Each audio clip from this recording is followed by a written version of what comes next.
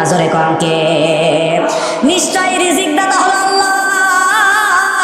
এজন্য আমি এক মুহূর্তের জন্য ভাবি নাই আমার যখন ক্ষুধা লেগেছে কই থেকে যেন আমার আল্লাহ খাবারের ব্যবস্থা করে দিয়েছেন। সুবহানাল্লাহ।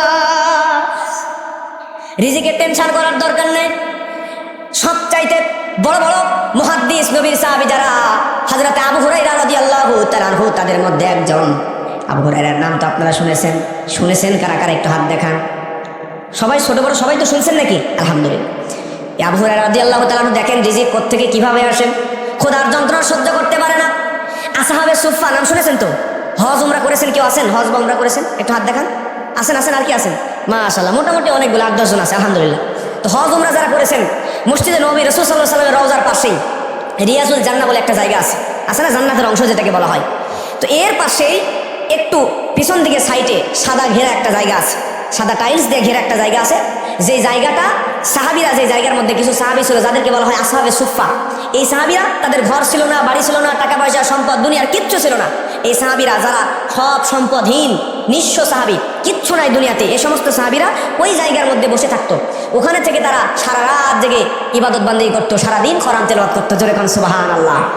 যদি খাবার হাদিয়ে আসতো খাইতো, আর খাবার যদি না আসতো তাহলে না খেয়ে থাকতো।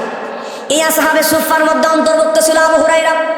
এই আবু হুরায়রা 1 দিন 2 দিন 3 দিন পর্যন্ত প্রায় না খাওয়া, ক্ষুধার যন্ত্রণা পিঠের সঙ্গে লেগে যায়। মুরব্বীরা, যুবক ভাইরা একটু লক্ষ্য করেন, আপনার মতো যুবক ছিল আবু হুরায়রা রাদিয়াল্লাহু তাআলা আনহু। এই সাহাবী ক্ষুধার যন্ত্রণা সহ্য করতে পারে না। ক্ষুধার যন্ত্রণায় মনে মনে ভাবতেছে আজকে মসজিদে নববীর ভিতর থেকে নামাজ পড়ে যে বের হবে তাদের মধ্যে কোনো সাহাবী অথবা আল্লাহর কোনো বান্দাকে আমি এমন কঠিন মাসালা জিজ্ঞাসা করব, যেই মাসালার উত্তর দেওয়া শুরু করবে আর বাড়ির দিকে রওনা দিবে। যাইতে যাইতে বাড়ি পর্যন্ত যখন যাবে তখন মাসালার উত্তরতে শেষ হবে না। আমি আবু হুরায়রাকে দুপুরবেলা জিজ্ঞেস করবে তুমি কি খাইছো নাকি? আমি বলবো খাই নাই। আমাকে তখন বলবে তাহলে আমার বাড়িতে কিছু খাওয়া দাওয়া করে যাও। আমি আবু হুরায়রার পেটে কোনো খানা যাবে? যেরকম সুবহানাল্লাহ। এই চিন্তা করে আবু হুরায়রা মসজিদে নববীর গেটের সামনে দাঁড়ানো। এমন অবস্থায় নবীর সাহাবী হযরত ওমরে ফারুক মসজিদ থেকে বের হয়েছে। এবার ওমরে ফারুক রাস্তা দিয়ে বাড়ির দিকে হাঁটতেছে। আবু হুরায়রা হযরত ওমরকে অনুসরণ করে করে সামনের দিকে হাঁটতেছে। হাঁটতে হাঁটতে হাঁটতে হাঁটতে হযরত ওমর রাস্তার মধ্যে দেখলো তাকে অনুসরণ করতেছে হযরত আবু হুরায়রা। ওমর তখন আবু হুরায়রাকে ডাক দিয়ে বলল আবু হুরায়রা এদিকে আসো। আবু হুরায়রা কাছে আসার পরে ওমর বলে আবু হুরায়রা তুমি কি আমাকে কিছু জিজ্ঞাসা করবে নাকি? তোমার কিছু জানার আছে নাকি? সঙ্গে সঙ্গে আবু হুরায়রাকে হযরত ওমর যখন এমন কথা বলল, আবু হুরায়রা বলে ওমর আপনার কাছে আমি একটা মাসালা জানতে চাই, কিছু মাসালার জরুরি জটিল মাসালার উত্তর জানতে চাই। হযরত ওমর বলল বলো। আবু হুরায়রা মাসালার উত্তর প্রশ্ন করা শুরু করলো, মাসালা জিজ্ঞাসা শুরু করলো। আর এইদিকে হযরত ওমর তিনি রাস্তা দিয়ে হাঁটতে হাঁটতে বাড়িতে যাচ্ছিলেন, কিন্তু মাসালার উত্তর দেওয়ার জন্য বাড়িতে গেলেন না, ওই জায়গায় দাঁড়ায়া দাঁড়ায়া উত্তর দেওয়া শুরু করে দিলেন। সব উত্তর দেওয়া শেষ। এবার ওমর বলতেছে আবু হুরায়রা আর কি কোনো মাসালার উত্তর জানার দরকার আছে? আবু হুরায়রা বলে না হয়ে গেছে। তো তাহলে ঠিক আছে তুমি যাও, তোমার জায়গায় তুমি ফিরে যাও। যেরকম আল্লাহু আকবার। আসলে বলেন তো আবু হুরায়রা কি মাসালার উত্তর চাচ্ছিল নাকি একটু খানা চাচ্ছিল? ওমর বুঝতে পারলো না। আবু হুরায়রা এতিমের মতো আমার মসজিদে নববীর সামনে গিয়ে দাঁড়ালেন।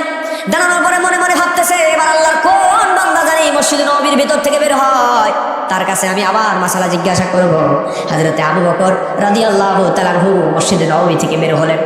হযরত আবু বকরকে দেখার পরে হযরত আবু বকরকে অনুসরণ করা শুরু করলেন। আবু বকরের পিছু নিল।